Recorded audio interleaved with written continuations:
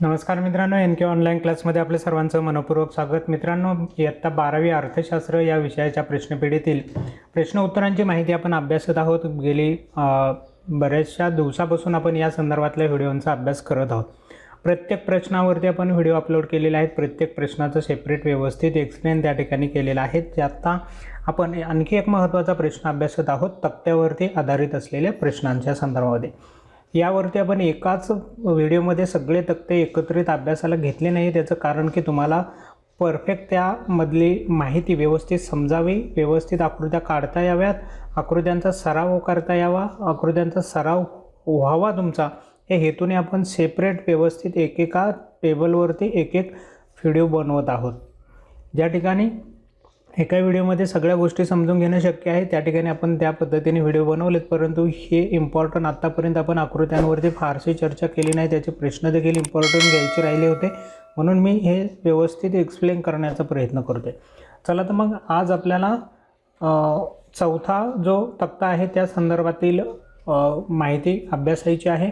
या चौथ्या प्रश्नामध्ये टेबलवरती जो प्रश्न विचारलेला आहे तो जर आपण पाहिला तर यामध्ये सांगितले की वरील तक्ता पूर्ण करा। या प्रश्नासाठी 1 गुण, किंमत व पुरवठा या मधील परस्पर संबंध सांगा 1 गुण, आणि वरील पुरवठा पत्रकावरून पुरवठा वक्र काढा यासाठी 2 गुण, म्हणजे 4 गुणांचे प्रश्न अशा पद्धतीचे असतात। आणि यामध्ये गुणांचं डिस्ट्रीब्युशन एक असं करून 4 प्रश्न पण असू शकतात, 2 प्रश्नही 2-2 मार्काला देऊ शकतात, किंवा 1-1 मार्काचे 2 आणि 2 मार्काचे 1, किंवा फक्त 2 प्रश्न 2-2 मार्काचे असंही प्रश्न विचारले जाऊ शकतात।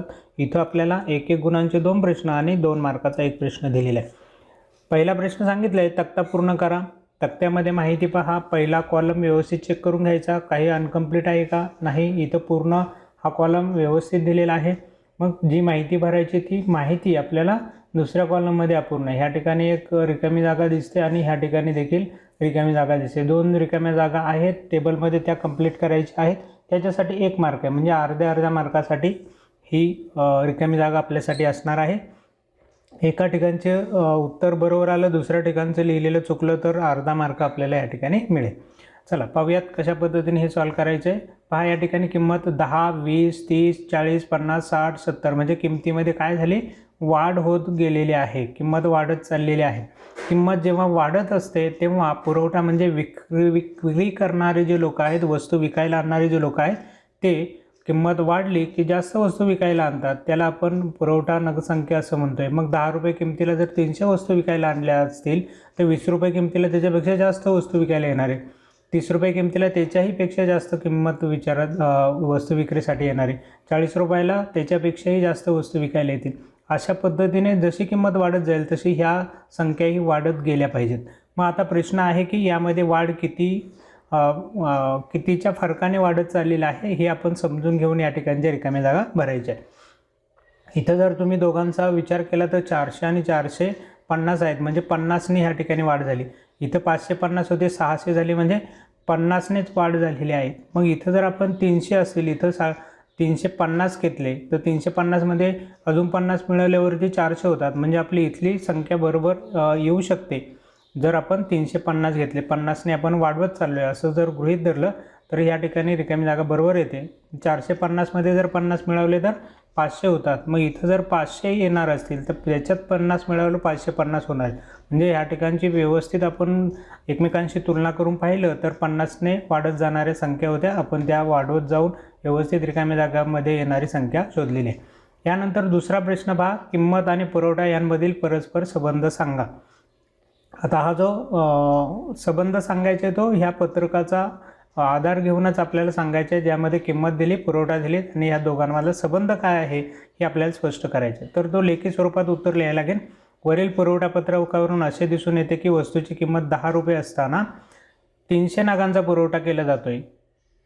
किंमत वाढत जाऊन अनुक्रमे 10 वरून 20, 30, 40, 50, 60, 70 होत असेल तर तसतसा पुरवठाही वाढत जाऊन अनुक्रमे 350, 400, 450, 500, 550, 600 असा होत आहे। यावरून किंमत व पुरवठा यांच्यामध्ये समसंबंध असल्याचे दिसून येते. परस्पर संबंध स्पष्ट करायला सांगितलं होतं. ह्या दोघांमध्ये समसंबंध आहेत, म्हणजेच दोघांमध्येही वाढ होत आहे. किंमत वाढली, पुरवठाही वाढतोय.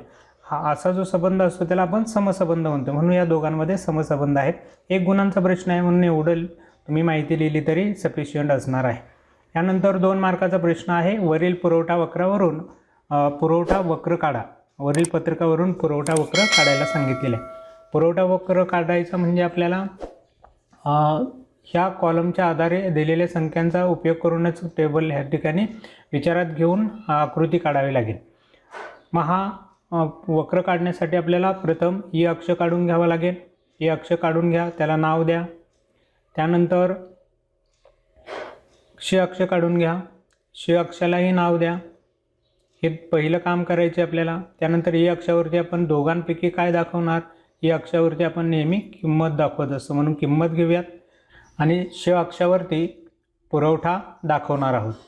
आता किमतीच्या संख्या आपल्याला इथं प्रमाण निश्चित करावं लागेल ई अक्षावरती आणि पुरवठ्याचे प्रमाण निश्चित करावं लागेल. किमतींचा विचार केला तर 10च्या फरकाने येणाऱ्या संख्या आहेत म्हणून आपण 10च्या फरकाने असलेल्या संख्याच्या ठिकाणी विचारात घेऊयात. 10, 20, 30, 40, 50, 60, 70. 70पर्यंत संख्या पुरेशा आहेत, कारण ह्या टेबलमध्ये देखील 70पर्यंतच्या संख्या आहेत. इकडे आपण 100च्या फरकाने संख्या विचारात घेऊयात, कारण मोठ्या संख्या आहेत. अजून आपण जर 50च्या फरकाने जर संख्या घेतल्या तर खूप मोठी अक्ष आपल्याला या ठिकाणी काढावं लागेल. म्हणून 100च्या फरकाने आपण संख्या या ठिकाणी विचारात घेतलेल्या आहेत. आता आपल्याला ह्या सगळ्या संख्या इथं टेबलमधल्या संख्या विचारात घेऊन जोडायच्या आणि त्या आधारे तयार होणारा पुरवठा वक्र बनवायचा आहे. किंमत 10 असताना पुरवठा 300 नगांचा केला जातोय. किंमत 10 आणि पुरवठा नग संख्या 300 ज्या ठिकाणी एकत्र येतात त्या ठिकाणी आपल्याला पुरवठ्याचा बिंदू मिळतो. या ठिकाणी पुरवठ्याचा बिंदू मिळेल. त्यानंतर 20 आणि 350 आहेत. किंमत 20 आहे आणि 350 म्हणजे 300 आणि 400 ह्या दोघांच्या बरोबर मध्यभागी या ठिकाणी आपल्याला 350 आहेत, त्या ठिकाणी आपल्याला एक बिंदू मिळेल. यानंतर 30 आणि 400 यांच्या आधारे आपल्याला एक पुरवठ्याचा बिंदू मिळणार आहे. 30 रुपये किंमत असताना 400 नगांचा पुरवठा. यानंतर 40 किंमत असताना 450 नगांचा पुरवठा.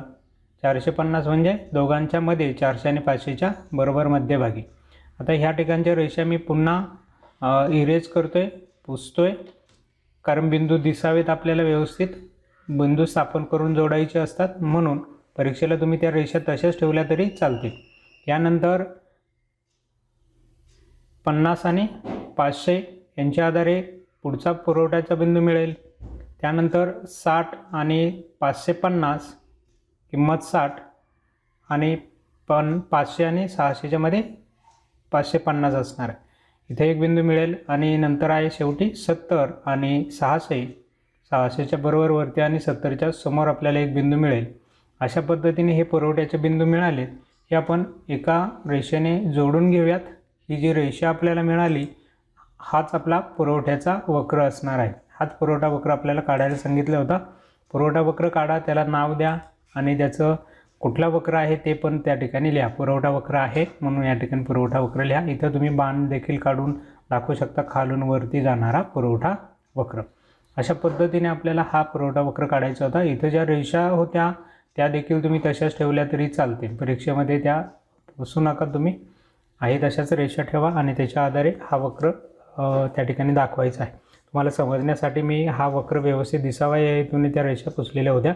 चला तर मित्रांनो, तुम्हाला पुरवठा वक्र आणि त्याच्या संदर्भातला हा टेबल समजला असेल असं गृहीत धरूयात आणि आजचा व्हिडिओ या ठिकाणी थांबूया. भेटूया आपल्या पुढच्या नवीन व्हिडिओमध्ये अशाच पद्धतीने इतर राहिलेल्या टेबलची माहिती घेऊन. तोपर्यंत नमस्कार.